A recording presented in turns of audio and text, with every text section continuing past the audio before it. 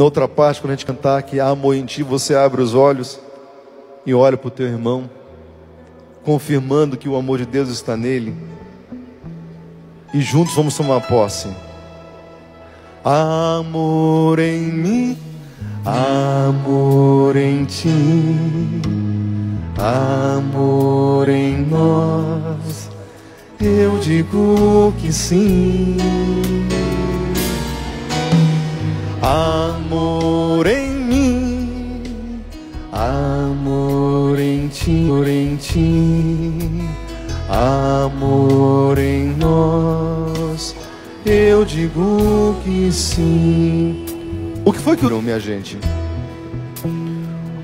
Os santos descobriram que o segredo da santidade está no amor, e está em amar, e está em amar. Por exemplo, São João da Cruz dizia bem assim: onde não há amor, planta amor e colherás amor. Se lá na tua casa você sente a ausência do amor, por parte do marido, por parte da esposa, até mesmo por parte dos filhos, pare de querer, planta amor e colherás amor. São João da Cruz dizia isso. E por que plantar amor? Por que dar amor? A Madre Teresa de Calcutá dizia bem assim: o amor que me cura não é o amor que eu recebo, mas é o amor que eu dou. Diga para quem está ao teu lado: o amor que me cura não é o amor que eu recebo, mas é o amor que eu dou. Diga, bata no peito: há amor em mim, há amor em ti, há amor em nós. E esse amor tem uma fonte, tem um epicentro. É Jesus Cristo, é o Pai, é o Espírito Santo, a Trindade Santa. É a fonte de amor dentro de nós. Paremos de procurar fora o que está dentro. Amém, aleluia. Agora quero convidar você, de onde você está mesmo, por favor, a estender tuas mãos em direção ao Padre Adriano Zandoná, e vamos orar por ele. Oremos por ele, pedindo ao Espírito Santo: derrama, Senhor, sobre o Padre Adriano o teu Espírito Santo, o amor que vem do alto, o amor que não engana, o amor que consola, o amor que renova todas as coisas. Nós pedimos, Espírito Santo, venha de encontro agora ao teu coração, venha de encontro agora à tua mente, aos teus pensamentos, raciocínio.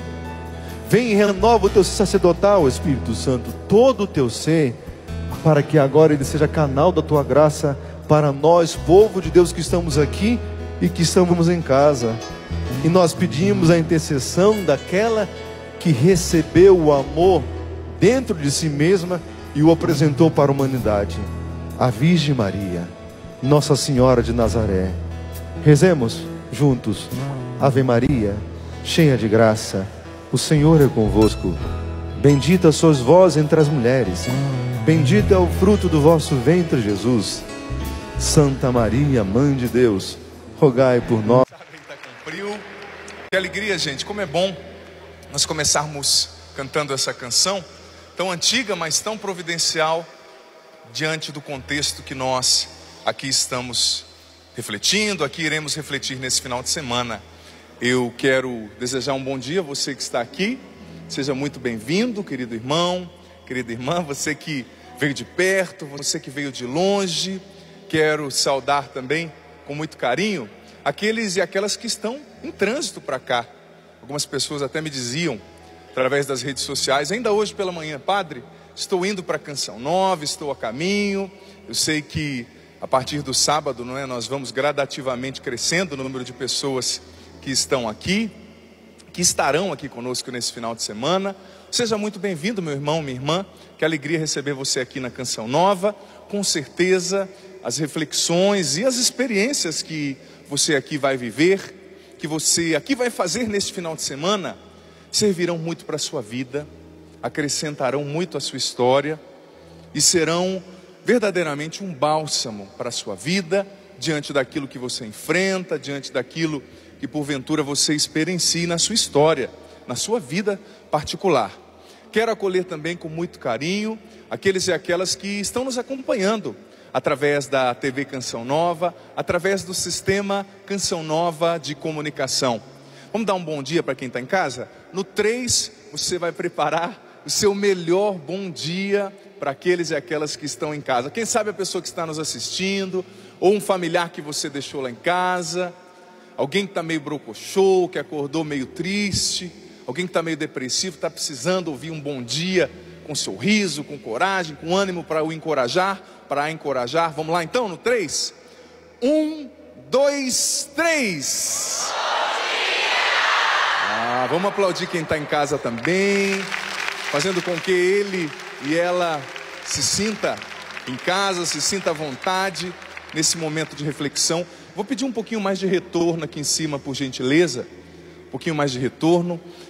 Queridos irmãos e irmãs, que alegria receber você, e que tema feliz, que tema profundo, que tema maravilhoso nós recebemos para refletir nesses dias aqui na Canção Nova, em Cachoeira Paulista, e também através, são com muitíssimos que fazem a experiência desse retiro conosco. Ágape, um amor que é fonte de perdão. E diga-se de passagem que nós estamos refletindo sobre um amor que é inesgotável. Um amor que é inesgotável, que nos acompanha em todas e quaisquer realidades que nós vivamos. Um amor que é incondicional e um amor que brota de dentro para fora, que de alguma forma já está em nós. Nós celebramos nessa semana, se eu não me engano foi na quinta ou quarta-feira, Santo Agostinho. Santo Agostinho tem um poema belíssimo, no qual ele fala: tarde te amei, beleza antiga, beleza tão nova, eis que eu procurava fora e você estava dentro de mim. Santo Agostinho está dizendo nesse poema da experiência belíssima que ele fez com o amor de Deus, que de alguma forma se ocultava dentro dele. E Santo Agostinho procurou em tantas realidades, procurou em tantas coisas, em tantas experiências. Eu gosto muito da história de Santo Agostinho, porque a história de Santo Agostinho se confunde muito com a nossa. Às vezes a gente corre o risco de achar que os santos são pessoas surreais, pessoas que não vivem as experiências que nós vivemos. Mas ao contrário, todo santo, antes de ser santo, foi humano. Foi gente como eu e você, e também enfrentou as lutas que você enfrenta, que eu enfrento.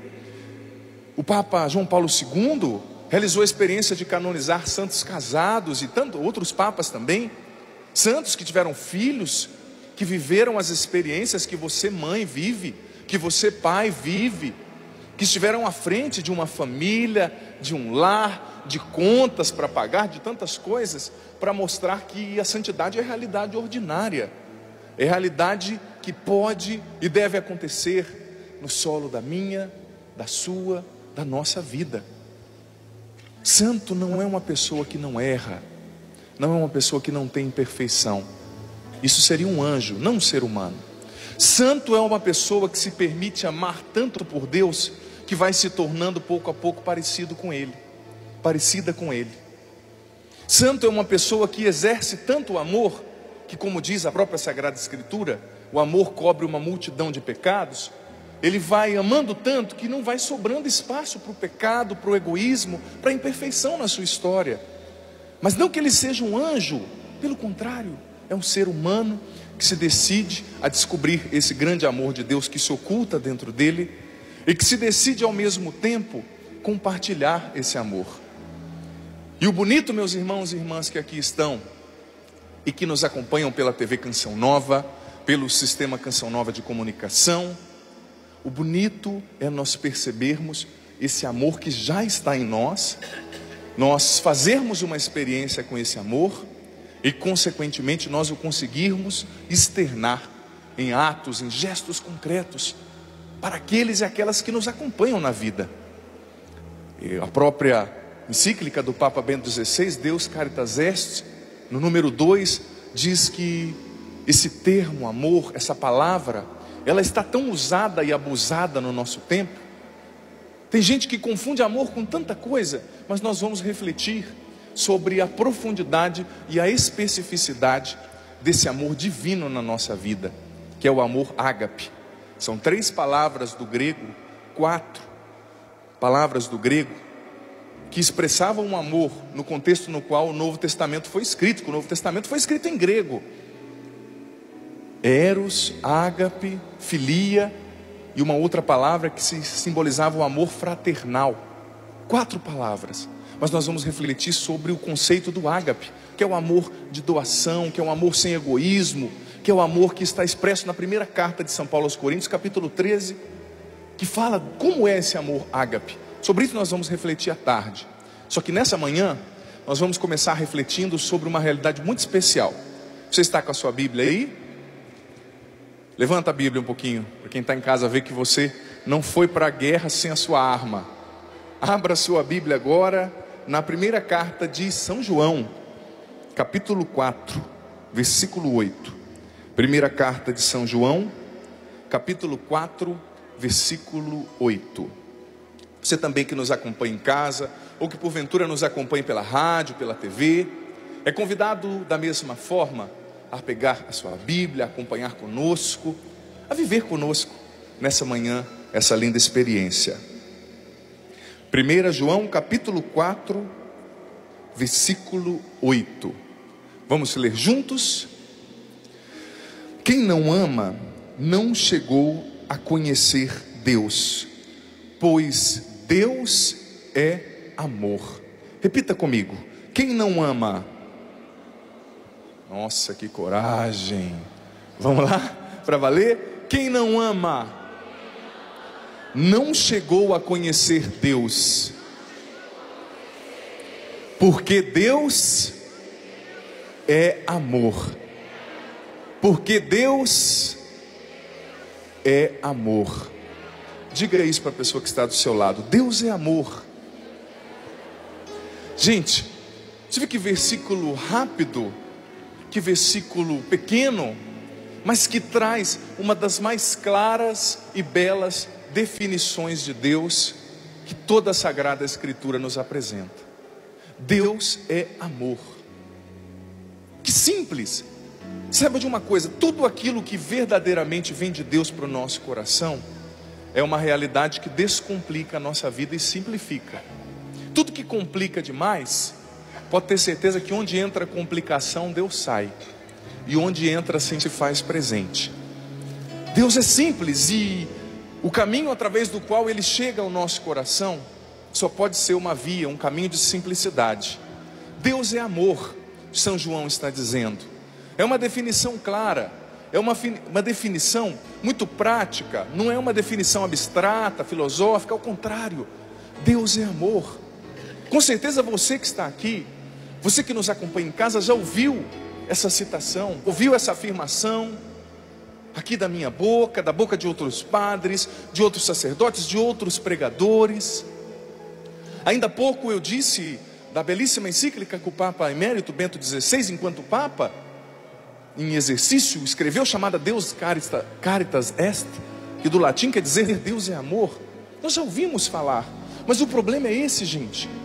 Nós vivemos num tempo no qual nós estamos emaranhados a tantas palavras, mas na grande maioria das vezes nós não fazemos uma experiência com as palavras que nós ouvimos, com as palavras que nós dizemos. Quantos casamentos estão acabando porque o marido fala: ai amor, eu te amo, mas só fala com a boca, não fala com os gestos. A esposa fala: eu te amo, mas apenas com os lábios, não com a vida, não com os atos. Quantos pais estão dizendo: filho, eu te amo, pai, vamos comigo lá na escola no dia do sarau? Ai, não posso. Por quê? Porque tem um jogo. Pai, vamos comigo fazer tal coisa? Ai, não posso. Pai, vamos comigo fazer outra coisa? Não posso. Que raio de amor é esse? Com todo respeito, obviamente, as nossas ocupações são muitas hoje em dia, mas a gente ama aquilo que a gente prioriza. Mas na nossa sociedade, nós estamos acostumados a estar mergulhados em uma verborreia, um lodaçal de palavras. Ainda mais nesse tempo, com todo respeito, tem muitos políticos sérios, mas nesse tempo de propaganda eleitoral gratuita, estava em São Paulo esses dias. Tem coisas que você ouve certos candidatos dizendo que você sabe que não dá para acontecer, não vai acontecer. Mesma coisa se ele estivesse dizendo: seu trouxa, acredita nessa minha mentira, só até outubro, por favor. É a mesma coisa, para quem sabe identificar a linguagem corporal, é a mesma coisa se ele estivesse dizendo isso. Você vê que aquela palavra não corresponde à atividade prática da pessoa, e não é possível, porque, diga-se de passagem, a política também é uma realidade complexa. Ser um bom político é um desafio e uma vocação. Rezemos pelos nossos políticos, para que Deus levante políticos vocacionados. Mas enfim, nós vivemos numa sociedade na qual a palavra e a concretude às vezes estão dissociadas, gente. Pode ser que você tenha ouvido falar Deus é amor, mas a pergunta que eu te faço: você já fez uma experiência com esse Deus amor? Será que essa compreensão de que Deus é amor, ela está só aqui, ou ela já caiu para aqui, para o coração? Será que essa experiência está só na sua mente, nos seus conceitos, na sua compreensão, ou será que ela já caiu para o seu coração? Gente, como sacerdote, eu tenho encontrado inúmeras pessoas que compreenderam com a cabeça que Deus é amor, mas não o compreenderam com o coração, e por isso não amadurecem, por isso não são curadas das suas feridas, por isso não evoluem no seu relacionamento com Deus e consequentemente no seu relacionamento com os outros, porque o nosso relacionamento com Deus, ele não é estático. Se eu me aprofundo no relacionamento com Deus, consequentemente eu vou sendo curado e me torno melhor para me relacionar com os outros. Uma pessoa verdadeiramente de Deus é uma pessoa descomplicada. Eu dizia isso em uma missa lá em São Paulo esses dias. Nós fizemos as 9 semanas de oração pela restauração das famílias. Muitas pessoas de São Paulo estão aqui hoje, ou que acompanharam pela TV Canção Nova. Eu dizia que uma pessoa que é verdadeiramente de Deus, que fez uma experiência com esse amor de Deus, é uma pessoa que realiza o ofício de descomplicar as coisas. Agora tem pessoas que elas são tão de Deus, que tem pessoas às vezes que vêm falar comigo: padre, eu não aguentei, padre, eu briguei com meu filho hoje. Por quê, padre? Eu sou da pastoral, sou do apostolado da oração há 37 anos. Você não acredita o que o meu filho fez, padre. Eu xinguei de tudo quanto é nome. Sabe por quê? Porque ele tirou o meu santinho do lugar. Sério, ele fez tudo isso para você? Fez. Você acredita que ele tirou, mudou o meu altar do lugar? Nossa, então tudo que você aprendeu nesses 37 anos caiu pelo ralo agora. Se por causa da pessoa mexeu o seu santinho do lugar, você soltou o cachorro dentro dela, que raio, sobre essa pessoa, que raio de amor de Deus você compreendeu? Porque quando a gente faz uma experiência com o amor de Deus, esse amor vai nos tornando melhores, vai nos tornando pessoas descomplicadas. Agora tem pessoa que briga porque você te pegou a minha caneta. Você pegou a minha caneta, onde já se viu, que ofensa profunda. Você deixou a pasta de dente aberta. Tá certo que é anti-higiênico, né? Tem certas coisas que vão enchendo o saco da gente. Mas quem faz uma experiência com o amor de Deus, descomplica a própria vida. Tem gente rindo aí, né? Acontece na sua casa? Lógico que não, claro que não. Quando a gente vai fazendo uma experiência com esse amor de Deus, a nossa vida vai se descomplicando, e nós também vamos nos tornando pessoas descomplicadas no relacionamento com os outros, que não ficam brigando por causa de bobeira, gente. Às vezes a gente briga por causa de tão pouca coisa. E a pergunta que eu faço: qual é a compreensão, não só racional, mas no coração que nós temos do amor de Deus, se nós complicamos tanto as realidades? Eu quero ler para você, para nos ajudar nessa reflexão, o número 1 dessa encíclica do querido Bento XVI, Deus Caritas Est, que diz a seguinte coisa: Deus é amor, e quem permanece no amor, permanece em Deus e Deus nele. Essas palavras da primeira carta de João exprimem com singular clareza o centro da fé cristã, a imagem cristã de Deus e também a consequente imagem do homem e do seu caminho. Além disso, no mesmo versículo, João oferece-nos, por assim dizer, uma forma sintética da existência cristã. Disse o Papa: nós conhecemos e cremos no amor que Deus nos tem. Nós cremos no amor de Deus. Deste modo, pode o cristão exprimir uma opção fundamental da sua vida, disse o Papa Bento XVI. Ao início do ser cristão, não há uma decisão ética, não há uma grande ideia, mas o encontro com um acontecimento, com uma pessoa com P maiúsculo, que dá à vida um novo horizonte e desta forma um rumo decisivo. Vamos aplaudir as palavras do Papa, gente, tão iluminadoras para nós, refletindo sobre esse amor ágape, nessa encíclica que traz esse nome. Olha o que o Papa Bento XVI está dizendo. No início dessa experiência, desse ser cristão, desse tornar-se cristão, não está uma decisão ética. Eu decidi ser cristão porque assim eu vou promover uma ordem social mais justa, ou porque assim eu vou me tornar mais apreciado pelas pessoas. Não está uma grande ideia. Eu decidi ser cristão porque o sistema de compreensões, de ideia, a sistematização do pensamento cristão é o mais coerente. Não. No início do ser cristão, disse o Papa, está o encontro com uma pessoa, com um acontecimento. Essa pessoa é Jesus. O amor de Deus revelado em Jesus. É isso que vai acrescentando à nossa vida o conhecimento e a experiência com esse amor ágape que nos cura e que é fonte de perdão. Como eu disse, às vezes nós temos a consciência racional de que Deus é amor, mas ainda nós não experienciamos com o coração. E aqui nós vamos entrar no grande tema, na grande linha de pensamento que vai nortear toda a nossa reflexão. A Bíblia nos diz que Deus é amor. O Papa na Deus Caritas Est, número 2 está dizendo, número 1 aliás, está dizendo que na raiz do ser cristão está o encontro com a pessoa, com o acontecimento que é Jesus Cristo. Contudo, um dos grandes perigos que nós vivemos hoje em dia, que segundo os documentos do Vaticano, do Concílio Vaticano II, em especial a Gaudium et Spes, no número 19, um dos grandes perigos que está na raiz do ateísmo no nosso mundo é a falsificação da imagem de Deus. É muito sério isso, gente. A falsificação da imagem de Deus. A Bíblia diz que Deus é amor.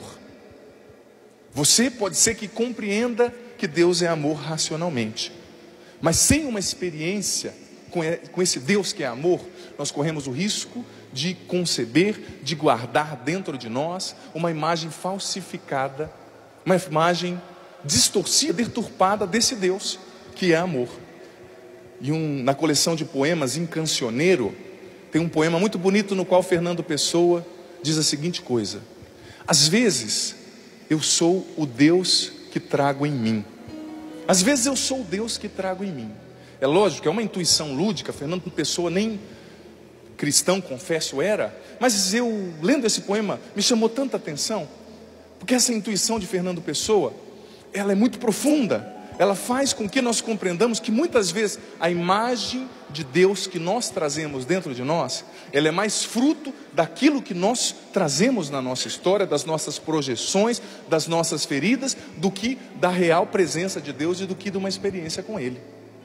Por exemplo, todos nós herdamos do inconsciente coletivo, como dizia Jung, da memória cultural, da memória familiar, todos nós herdamos uma imagem de Deus.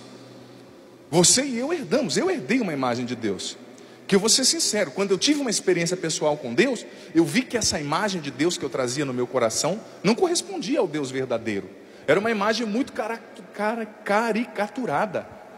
Eu me recordo que a minha mãe, todo dia 12 de outubro, uma promessa que ela fez, minha mãe é baixinha, mas é brava, todo mundo andava na onda, entrava na onda. Todo dia 12 de outubro ela fez uma promessa a Nossa Senhora Aparecida, a Jesus, que a minha irmã Cássia, quando tinha 5 anos, teve câncer no rim, teve leucemia, uma criança com 2 espécies de câncer fortíssimas, tirou um dos rins, foi curada, por um milagre mesmo, ação de Deus, intercessão de Nossa Senhora. E minha mãe fez uma promessa, de todo dia 12 de outubro, nós rezarmos juntos o terço, ao meio-dia, e soltarmos rojões juntos, ali, em honra a Nossa Senhora, louvor a Deus.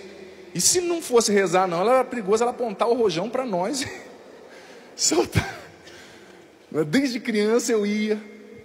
E a experiência que eu fazia, a imagem de Deus que eu tinha, guarde bem no seu coração essa palavra, imagem de Deus. Nós vamos refletir sobre ela na nossa pregação. E não é uma reflexão filosófica não, uma reflexão muito experiencial. A imagem de Deus que eu tinha, a partir daquela experiência do sagrado que eu ia fazendo, ainda com as apalpadelas, eu via lá, não entendia muito, mas eu via aquele crucifixo, né? E eu pensava, que diferente, né? Eu não entendia na época, como jovem, criança, eu falava assim, mas esse Deus parece que está pregado numa cruz lá, parece que está de sunga. Quando eu era criança eu pensava que Jesus estava de sunga na cruz. Criança é criativa, né? Eu não entendia, quem é esse Deus? Minha mãe falava que era bom, e aí que se a gente não rezasse, né? Então eu ia fazendo aquela experiência, aí fui para a catequese, dei um trabalho na catequese.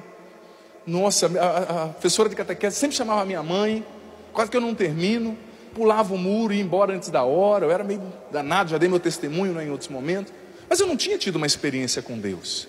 E qual era a imagem de Deus que eu tinha? Outra coisa que nisso a reflexão de Jung nos ajuda muito, quando ele fala dos arquétipos. Nós herdamos do inconsciente coletivo, da memória, da nossa cultura, da nossa família, também alguns arquétipos, alguns modelos de imagem de Deus, de imagem das coisas. E esses arquétipos estão presentes dentro de nós, mesmo que a gente não perceba. E essa imagem que a gente vai criando, além do que a gente herda, é também composta por aquilo que a gente observa e por aquilo que a gente experiencia. Eu fui fazendo experiências com as pessoas que para mim representavam Deus na minha adolescência, na minha infância. Quem geralmente são essas pessoas? As pessoas religiosas, os padres, as freiras, um professor de catequese, ou aquela sua avó que fala de Deus para você, pra caramba, aquela pessoa que está sempre falando. Nós vamos construindo a nossa imagem de Deus através daquilo que a gente herda, dos arquétipos, mas também através daquilo que a gente vai observando nas pessoas. Como aquele padre age, como aquela minha avó que rezava tanto agia, como aquela freira agia e reagia. Aqui entra aqueles que estudaram em colégios de freiras, em colégios cristãos, em colégios que traziam essa confissão denominacional, não é? De uma religião. Você vai vendo, você vai contemplando. Por isso que nós que somos cristãos temos que tomar muito cuidado com o nosso testemunho. Esses dias eu estava no Paraná, fui visitar o meu pai que está fazendo um tratamento sério, tratamento médico. Quero rezar por ele também nessa manhã, estava com ele nessa semana também, o acompanhando. Eu estava com meu pai e meu pai trabalha com areia, entregando areia, pedra, tem alguns caminhões. E eu fui, quando eu estava lá, o dia que quebrou a máquina de, como é que chama? Pá carregadeira, não é? A gente chama lá no Paraná, não sei se é o nome em geral. E foi um mecânico arrumar. E eu fui lá com meu pai, e meu pai falou, ó, esse meu filho é padre. Aí o cara já olhou e falou assim, esse cara está muito novo para ser padre. É a primeira coisa que o pessoal pensa, né? Padre tem que ter acima de 60. Ele foi perguntando para mim, mas você é padre mesmo? Mas você está com a roupa tal, com a camiseta do São Paulo ainda, eu sou São Paulino, né? Às vezes sofredor. Ele falou, mas você está com camiseta de time? E o que eu fui percebendo naquele diálogo com aquele homem? Que a única experiência de Deus que aquele homem estava tendo na sua vida, estava sendo naquele momento com um padre, num depósito cheio de areia e pedra. Porque aquele homem nunca foi à missa. Aquele homem não era um homem de frequentar religião, de ter cultura religiosa, não. A experiência de Deus, a imagem de Deus que ele estava tendo ali, estava sendo construída com o contato que ele tinha com uma figura religiosa. Tudo bem, uma figura bem mais jovem que ele, uma figura diferente do que ele esperava. Eu estava de boné ainda no dia, um dia de férias, né? Eu gosto de usar boné quando eu não estou de folga, gosto de correr, essas coisas que todo ser humano faz, né? Ser humano, mas padre é. E eu achei tão interessante e ao mesmo tempo tão responsabilizante, gente, porque a compreensão de Deus daquele homem estava sendo construída através do contato que ele estava tendo comigo. A imagem de Deus das pessoas às vezes que trabalham com você está sendo construída pelo relacionamento que eles vivem com você, que veio na Canção Nova, no Encontro Ágape, com o Padre Adriano Zandoná, com o pessoal todo da Canção Nova. Isso é importantíssimo para nós termos consciência da nossa responsabilidade. E ao mesmo tempo, isso é importante para nós revisitarmos a nossa história e olharmos e analisarmos, compreendermos qual é a imagem de Deus que nós temos em nós. Você sabia que muitas vezes nós temos em nós uma imagem distorcida de Deus, como dizia Fernando Pessoa, eu sou o Deus que trago em mim? Porque nós vivemos uma experiência difícil com um padre, com uma figura religiosa que nos machucou, ou às vezes até uma figura de autoridade. Você sabia disso?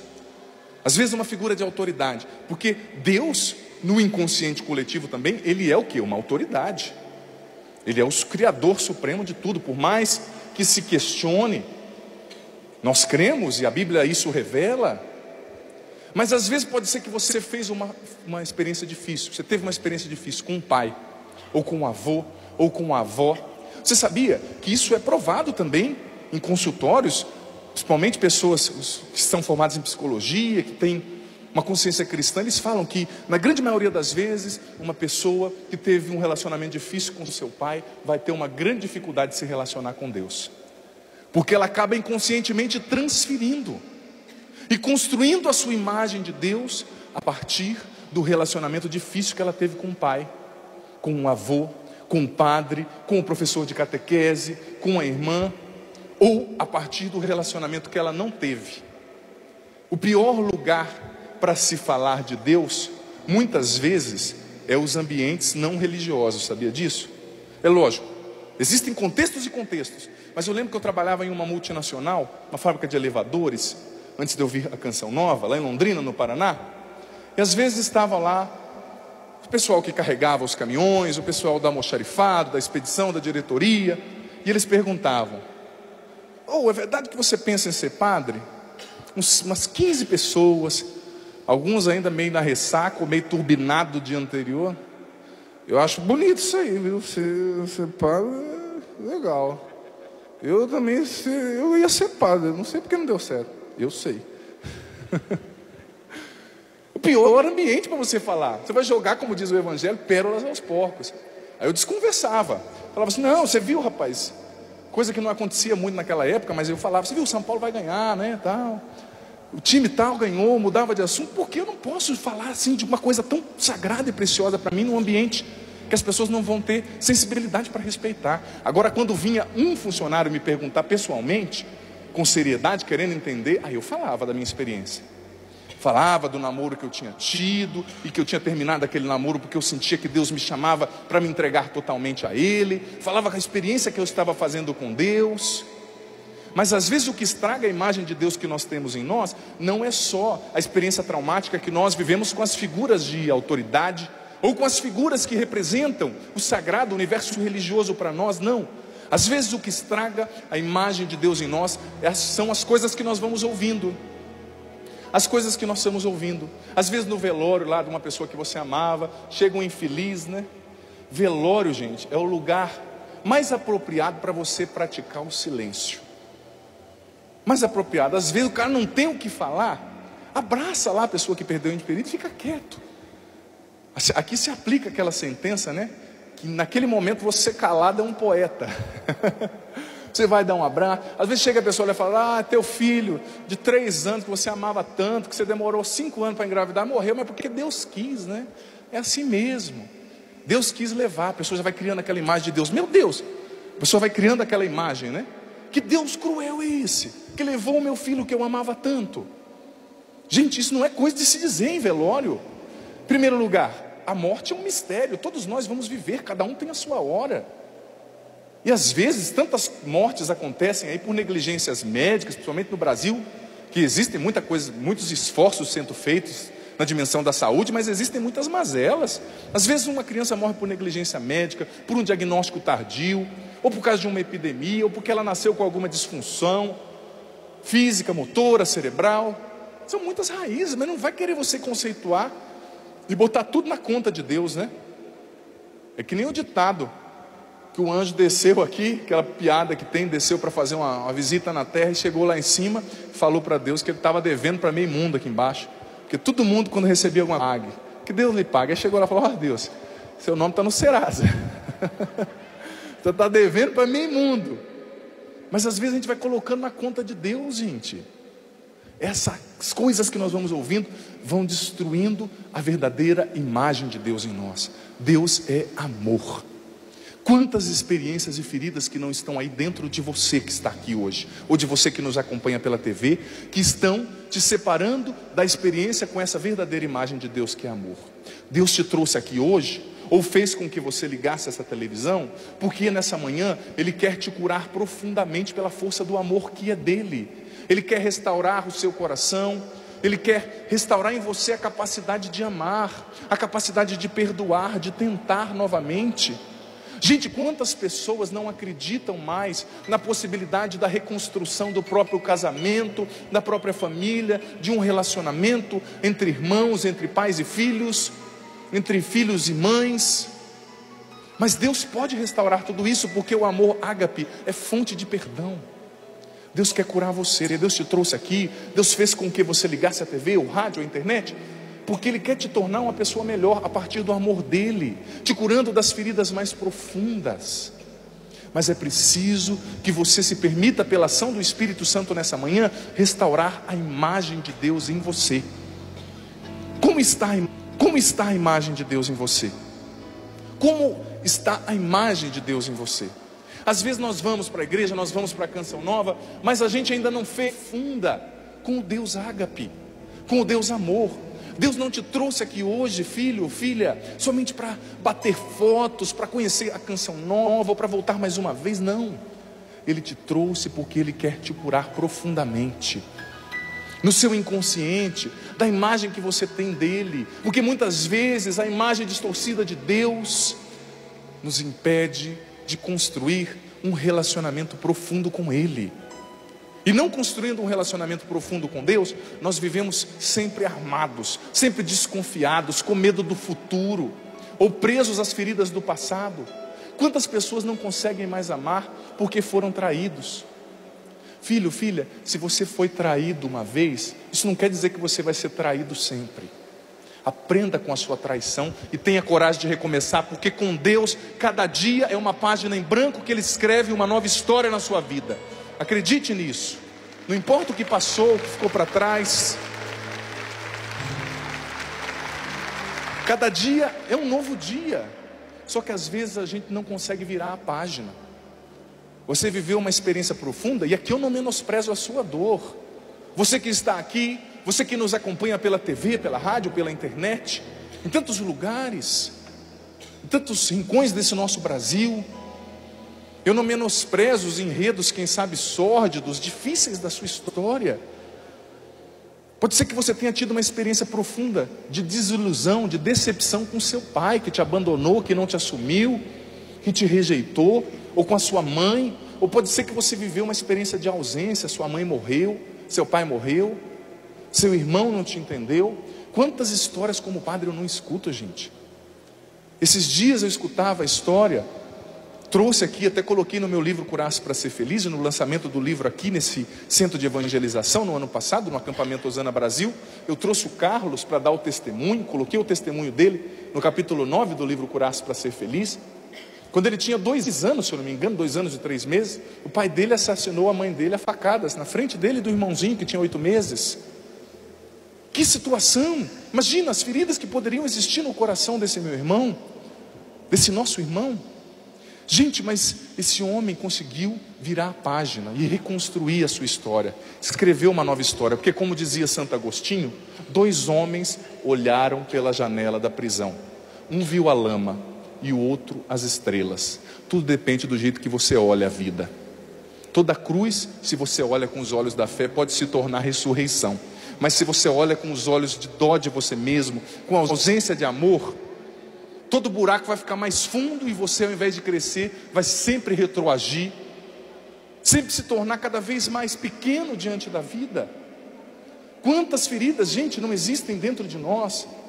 Pode ser que existam dentro de você, mas o Deus ágape, que é amor profundo, incondicional, inesgotável, te trouxe aqui nessa manhã porque Ele quer curar você.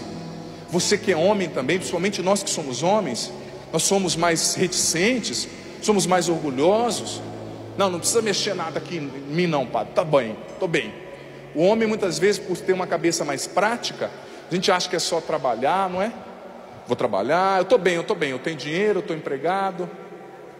Só que meu filho, muitas vezes lá na frente vai estourar uma depressão, ou já estourou, ou vai estourar um descontentamento, porque você foi agindo, desculpa a expressão, igual, desculpa o termo que eu vou usar, mas igual um jumento, só carregando carga a vida inteira, e nunca se lembrou que é ser humano, que precisa tratar do coração também. Precisa tratar do coração. Porque o jumento é assim, ele não quer saber, colocou carga, ele vai puxando. O negócio é arar a terra. Se reclamar com ele, sabe o que ele te diz? É o mais profundo que ele vai conseguir dizer. E tem jumento dizendo coisas mais profundas que muitos homens por aí. Eu digo com propriedade porque eu também sou homem. Eu sei como a gente funciona. A gente acha que a gente está pronto, que estou bem. Deixa Deus curar a sua história com o amor ágape dele. A sua história com seu pai, que quem sabe te rejeitou. Ou você foi desprezado na sua família, ou você se sentiu inferior diante de um irmão, ou você coleciona frustrações porque você não é quem você gostaria de ser. Deixa Deus te curar, não resista não. Ou você mulher também, você filho de Deus, ser humano. Como dizia Fernando Pessoa, você é o Deus que você traz em você. Mas deixa Deus curar você dessas feridas que fazem com que você lance em Deus projeções irreais, que muitas vezes não te fazem ter uma experiência com Ele, não te permitem. Gente, como eu dizia, a falsificação da imagem de Deus é uma das grandes raízes do ateísmo. Jesus condenou isso em Mateus 23, capítulo 13 e seguintes. Ele dizia para os fariseus: olha, vocês não estão entrando no reino e não estão permitindo as pessoas entrarem também. Vocês estão colocando fardos sobre as pessoas e vocês não carregam esses fardos com um dedo. Ou seja, vocês estão falsificando a imagem de Deus. Vocês estão criando a imagem de um Deus inclemente, um Deus que não respeita as inconstâncias, as fraquezas. Mas isso é irreal. E a Gaudium et Spes, no Concílio Vaticano II, ela fala que uma das raízes do ateísmo é a falsificação da imagem de Deus, muitas vezes gerada pelas projeções. As projeções que nós vamos tendo de Deus. É normal que quem seja pobre projete um Deus rico, que quem seja grande pecador, pecadora, projete sempre um Deus misericordioso. Sinta injustiçado, veja sempre um Deus justo, justiceiro. Deus é um pouco de tudo isso, mas isso não esgota a imagem de Deus. A revelação de Deus profunda é a que se deu em Jesus de Nazaré, não a que se dá na minha cabeça. É o Deus revelado em Jesus Cristo, que é o Deus verdadeiro, o ágape, que quer te curar, que quer te fazer uma pessoa melhor. Às vezes, quantos condicionamentos existem dentro de nós por causa das nossas feridas. Se Deus é por nós, quem será contra nós? Se Deus é por nós, quem será contra nós? A gente finge que não vê, a gente tenta se esconder, porque tem medo de viver, pra não mais sofrer, sei. A gente tenta se esquivar, mas o amor vem pra ficar, e é tempo de amadurecer o que ainda não sabe viver.